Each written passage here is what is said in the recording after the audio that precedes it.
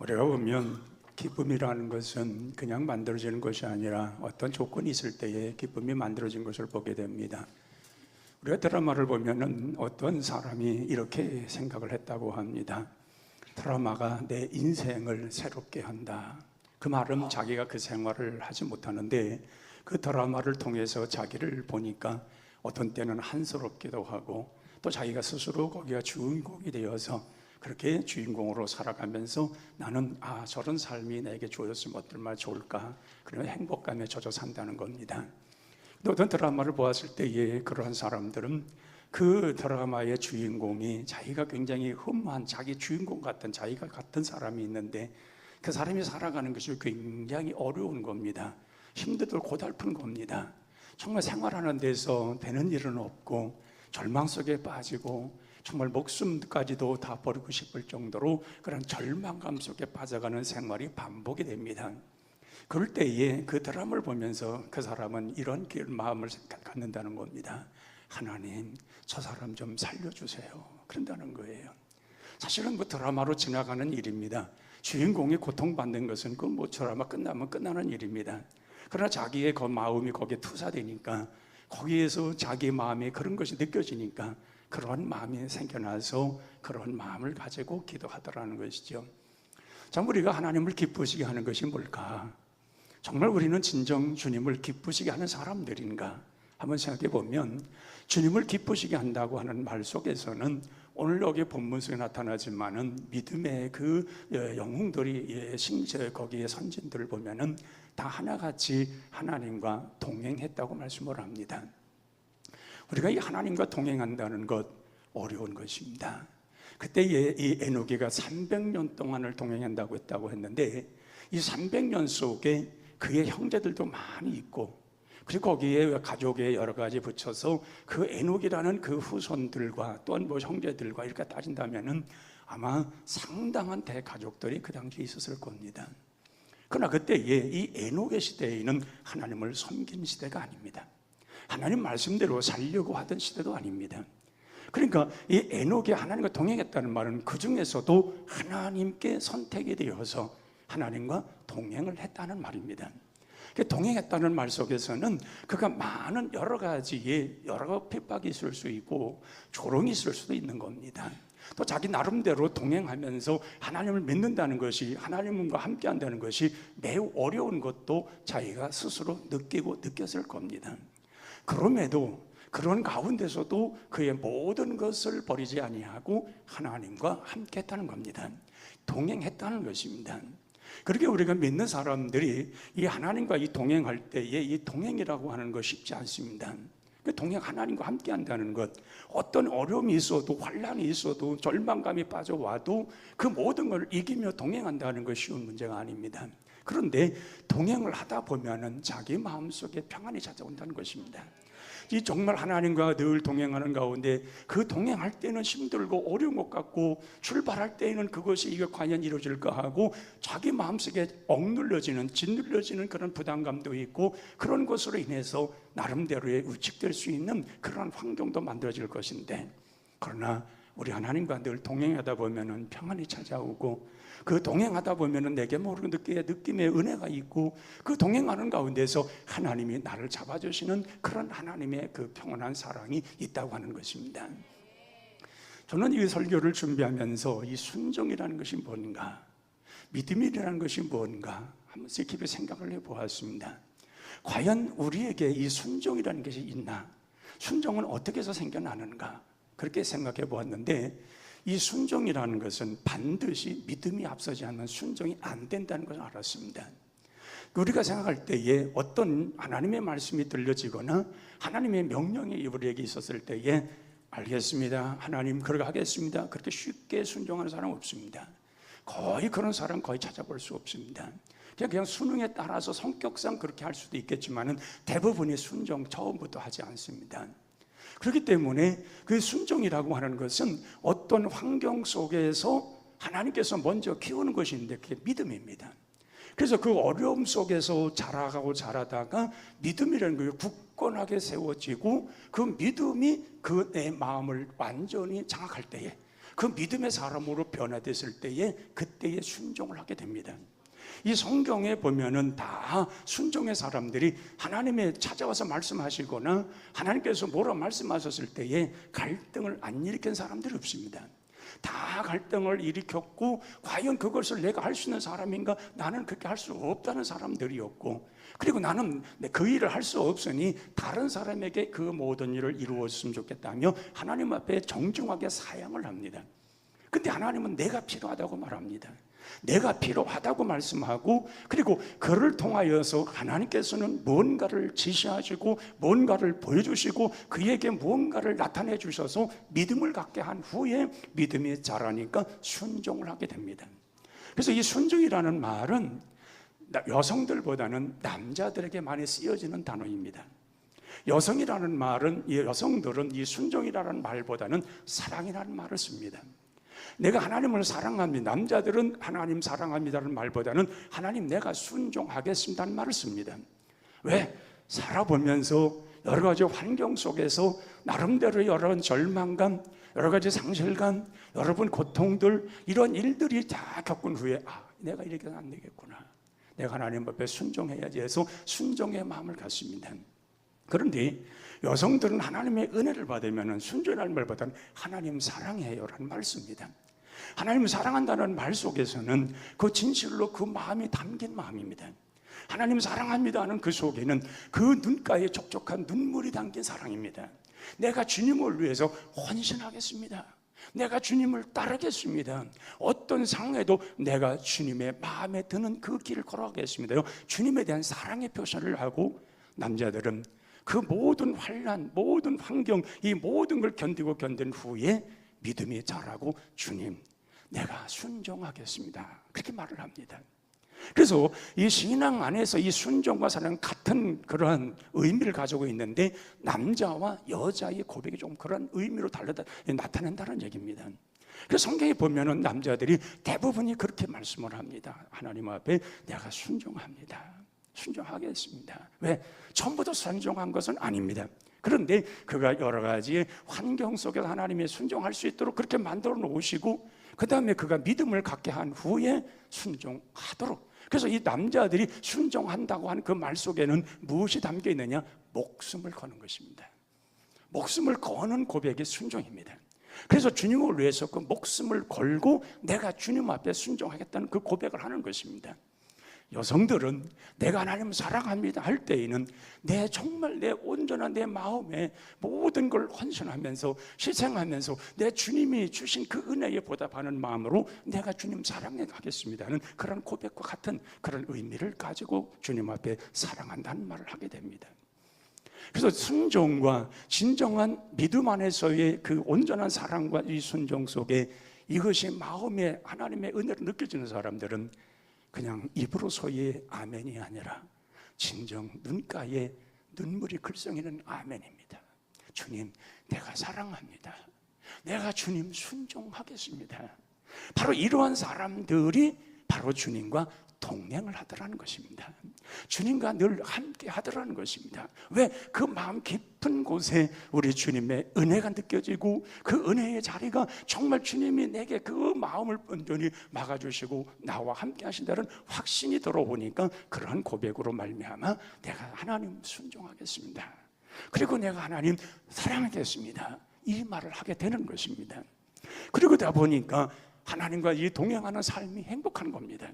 그런 고백이 있기 전에는 하나님과 동행한 자체가 너무 고달픈 거고 내가 그걸 할 수도 없는 그런 환경이고 나는 그렇게 할 만한 사람도 안 되고 나는 너무 작은 자요, 부족한 자요, 연약한 자이기 때문에 할 수 없다고 하는 그런 마음을 갖고 있었는데 우리 주님께서 믿음을 키워주시고 그 믿음 속에서 고백하고 주님과 늘 순종의 마음, 주님에 대한 순종의 마음을 가지고 주님과 동행하니까 그때서부터 하나님은 그 동행할 수 있는 환경과 믿음과 확신을 주셔서 그 일들을 행하게 하더라는 것입니다. 그래서 성경에 나타나는 그 모든 하나님과 동행한 사람들 보면은 하나님 말씀에 다 순종한 사람들입니다. 환경이 좋아서가 아니에요. 이 순종은 분명 다 성경을 보세요. 다 환경이 좋아서 순종한 사람이 아무도 없어요.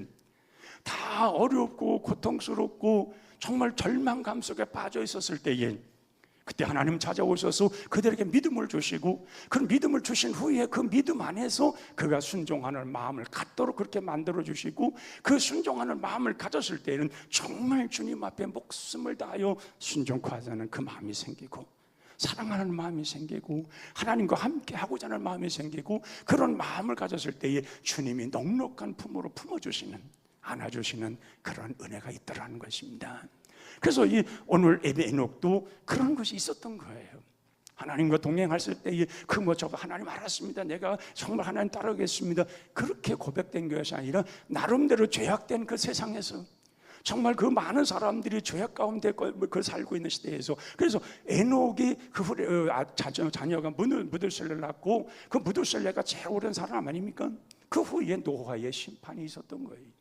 이런 것을 보면은 분명 이런 동행하고 하나님과 함께 하다가 그 많은 숱한 어려움을 당하고 사람들로부터 정말 멸시를 당하고 손가락질을 당하면서 정말 저 혼자 의로운 척하고 혼자 잘 믿는 척하고 혼자 하나님 사랑한다고 하고 저러는데 과연 저 사람이 얼마나 갈까? 그런 수많은 여러 가지 사람들로 인하여 조롱거리가 되었지만은 그 사람들이 보는 가운데서 들림을 받더라는 것입니다.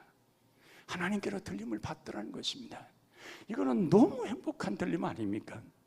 그 수많은 사람들이 죄악 속에서 이제 얼마 있으면 이제 다 심판에 이를 수밖에 없는 그런 환경 속에 있는 그런 죄악이 완전히 이 목까지 차 있는 그런 시대에서 하나님께서 그를 죽음을 맛보지 아니하고 들림을 받게 하셨다는 것이 이게 얼마나 큰 은혜냐는 거예요.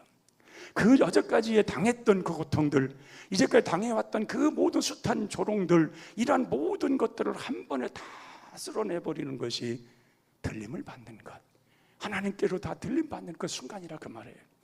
그래서 오늘 우리 시대에도 이 하나님과의 동행할 때에 동행함으로 해서 우리가 당하는 여러 가지의 견디기 어려운 아픔도 있고 환난도 있고 모든 것이 우리에게 있다 할지라도 우리가 하나님의 주시는 그 은혜를 매일매일 느끼고 살아간다고 하면 그 은혜로 모든 것을 다 이기게 될 줄로 믿습니다. 그리고 그렇게 가다가 우리도 주님 재림하신 날에 들림을 받는 거예요. 그때의 그 행복이란 이루 말할 수 없을 거예요. 여러분, 우리가 이 고난과 어려움이 없으면은 그냥 평범한 평안한 속에서만은 진정 기쁜 것을 몰라요. 정말 기쁜 걸 모르는 거예요. 왜? 늘 그냥 그렇게 살았으니까. 근데 어렵고 힘들었을 때, 고통당했을 때에 어느 날 그것이 딱 끊어지고 내게서 뭔가 새로운 세계가 열렸을 때에 내게 찾아오는 이 기쁨이라는 것은 이루 말할 수 없는 기쁨이 찾아오는 거예요. 그 기쁨, 하나님 주시는 그 기쁨, 세상에서 누릴 수 없는 큰 기쁨이 내게 찾아왔을 때에 그 기쁨이야말로 얼마나 큰 기쁨이냐 그 말입니다. 그러기에 이런 기쁨, 이런 하나님과 동행하는 이런 믿음, 이러한 모든 것은 환난과 역경 속에서 기도를 배우고 고난과 괴로움 속에서 하나님의 언어를 배우고 그런 속에서 하나님의 세계가 내게 주어졌을 때 느끼는 사람들이 그 일을 행해 나가는 거예요. 여러분, 기도는 그냥 된다고 기도가 아닙니다. 많은 숱한 어려움과 고난을 겪은 후에 배우는 언어가 기도예요. 그게 안 되면 기도가 안 됩니다. 그런 사람들, 기도하는 사람들 보면은 다 그런 어려움이 있었고 고단한 생활이 있었으며 힘든 경험을 많이 했어요. 근데 그런 속에서 기도의 언어를 배워서 기도 한마디 한마디가 능력 있는 기도가 되는 거예요. 주님의 마음을 움직이는 기도가 되는 거예요. 그리고 그런 어려운 게 그 환난의 그 생활이 이어지다 보니 천국의 언어를 배워서 주님 감사합니다, 이 고백이 있는 거예요. 여러분, 이 주님 감사합니다 그냥 땡큐 하는 거하고 다릅니다. 정말 어떤 은혜 속에서 주님을 깊이 만남 속에서 감사합니다 그 말 속에는 그냥 지나가는 감사합니다 그런 정도가 아닙니다. 입으로 그냥 말하는 감사가 아닙니다. 그 내면 차 있는 내 영혼 속에 깊이 차 있는 하나님의 은혜로 말미암아 내가 감사합니다는 그 감사는 이건 천국의 언어인 거예요. 정말 그 감사는 값지게 얻은 감사고 그 감사의 신앙이 내 속에서 깊이 신앙의 뿌리를 내리고 있다는 것은 이건 굉장한 언어인 거예요. 그래서 우리는 그냥 사는 사람들이 뭐 좀 아유 감사합니다 그런 감사하고는 다르잖아요. 성경에서 감사하는 사람들의 감사가 언어가 세상 사람들이 그냥 감사합니다 그런 정도의 감사가 아니에요.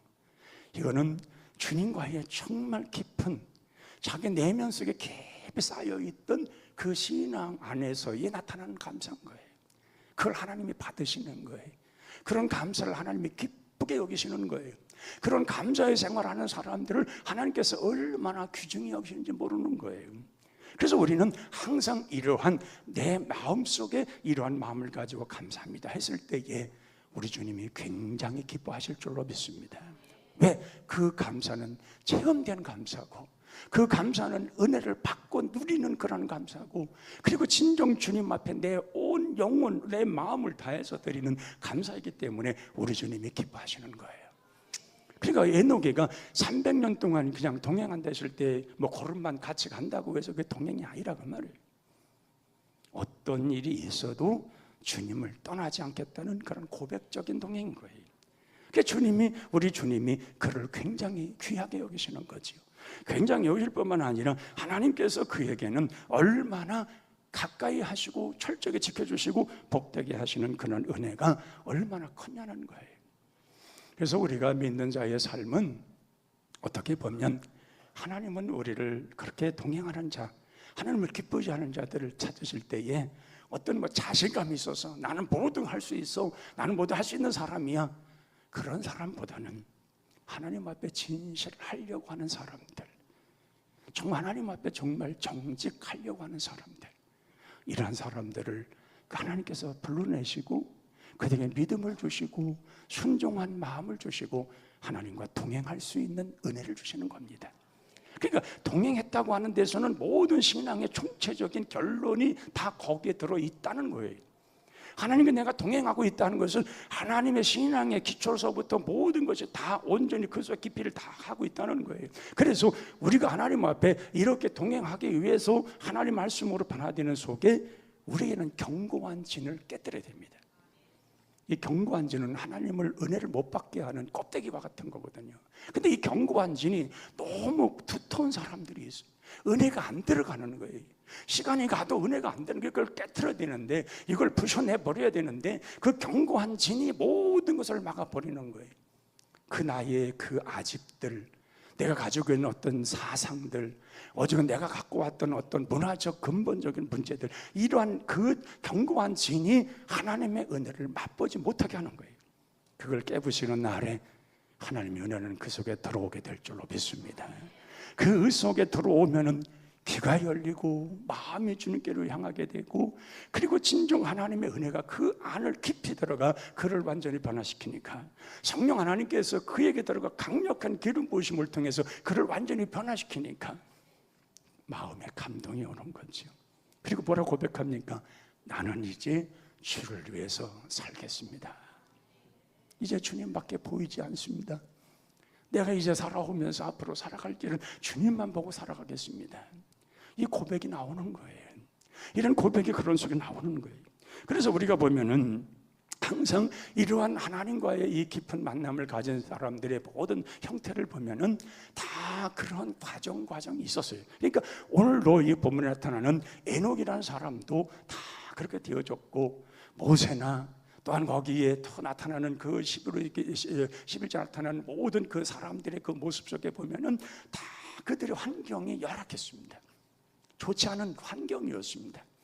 그럼에도 불구하고 그들은 그것을 뛰어넘을 수 있는 것이 뭐냐? 자기의 모든 그 자존감, 이러한 것들이 하나님의 은혜로 꺾여졌을 때, 견고한 진을 무너뜨렸을 때에 하나님의 은혜가 그들을 잡았고, 그들과 함께하니 그들은 큰 능력이 나타나는 것입니다.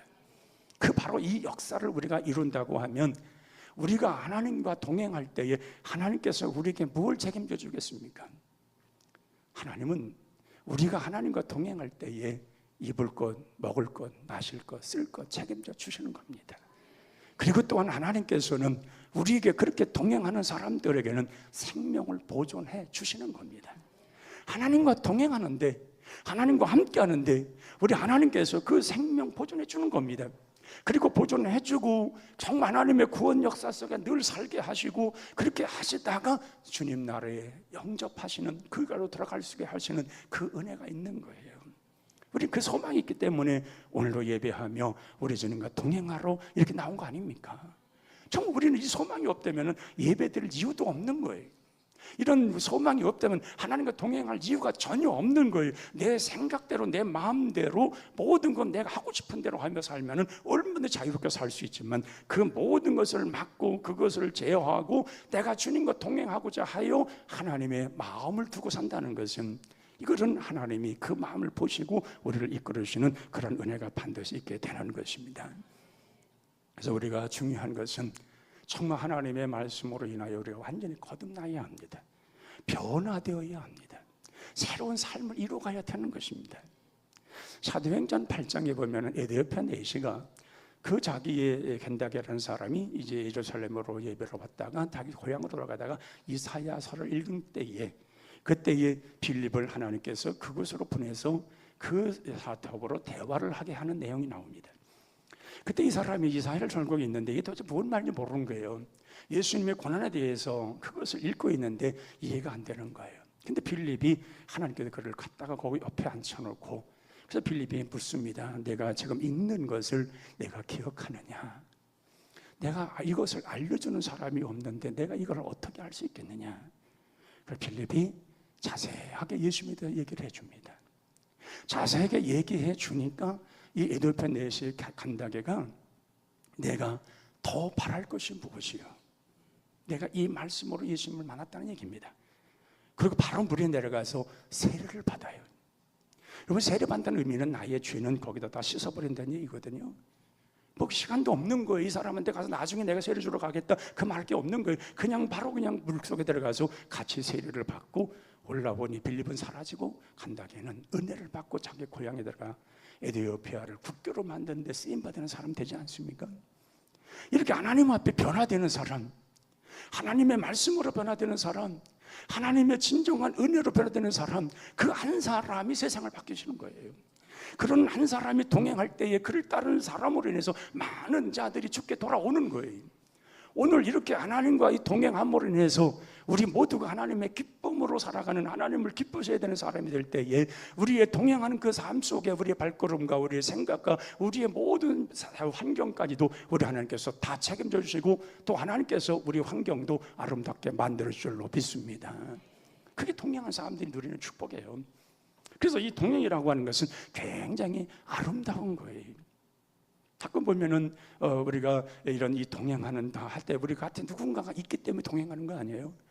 혼자 가는 것은 혼자 가는 길을 가지고 그걸 동행이라고 말하진 않아요. 동행이라는 것은 반드시 누군가가 있는 거예요.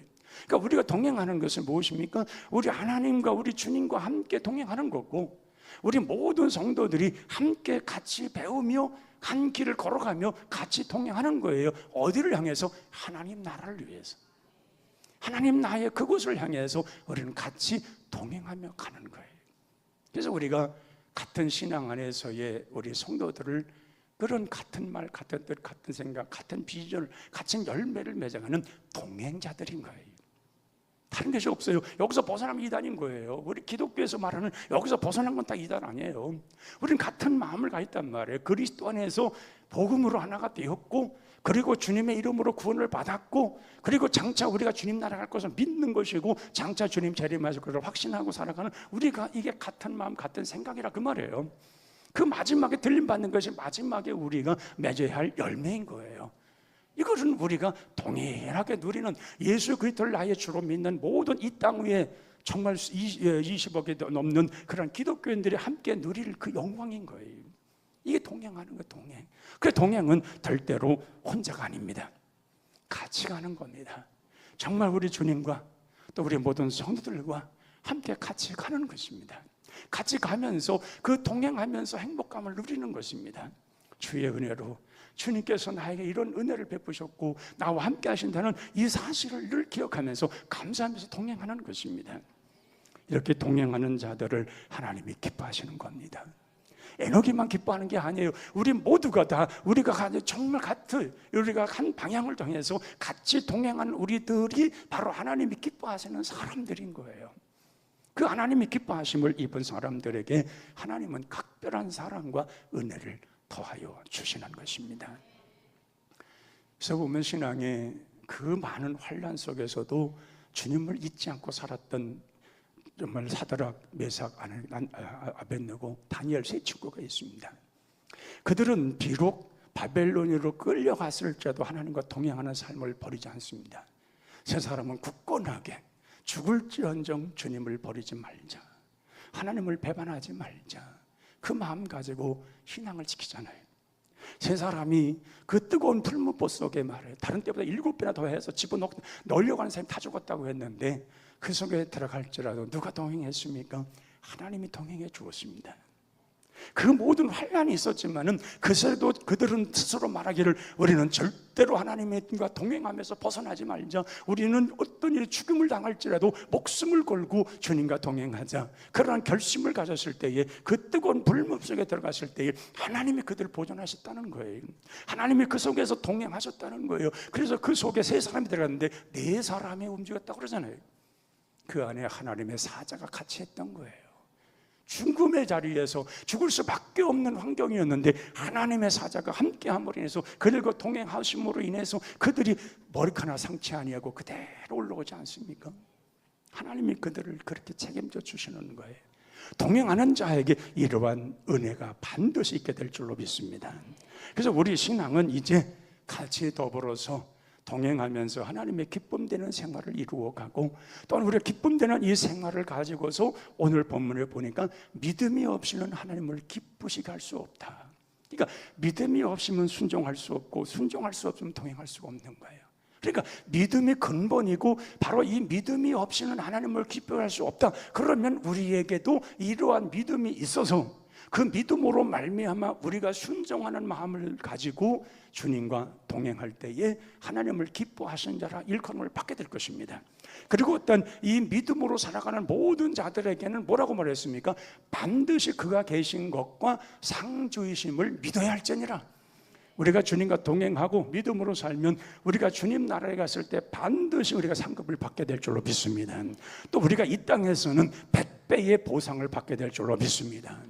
바로 이게 하나님이 동행하는 자들의 축복인 거예요. 왜? 하나님을 기쁘시게 하는 자라 일컬음을 받았기 때문에, 하나님과 동행하면서 하나님을 기쁘시게 드리는 사람들이 됐기 때문에 이 땅에서의 100배의 축복, 내세의 멸류관을 받을 자가 반드시 있다는 거예요. 그러니까 우리가 그것을 향해서 우리가 동행한다는 것은 정말 하나님을 기쁘시게 하는 거예요. 또 하나님을 기쁘게 한다는 말은 하나님과 동행하는 삶인 것입니다. 사랑하는 성도 여러분, 정말 우리가 하나님 앞에 여러 가지의 우리의 마음을 드릴 것이 참 많습니다. 그러나 그 마음 가운데서도 가장 중요한 것은 내 마음 중심을 드려야 됩니다. 그 하나님에 대한 고백이 있어야 됩니다. 그리고 하나님이 원하시는 바를 이루면서 우리가 주님과 동행할 때에 하나님이 나의 영혼을 붙잡아 주시고 나의 영혼을 새롭게 하시고 주님 나라에 갈 때까지 우리를 보존하셔서 우리 모두가 다 그 나라에 들어갈 수 있도록 큰 은혜를 주신 우리 주님이 우리와 함께하여 주실 줄로 믿습니다.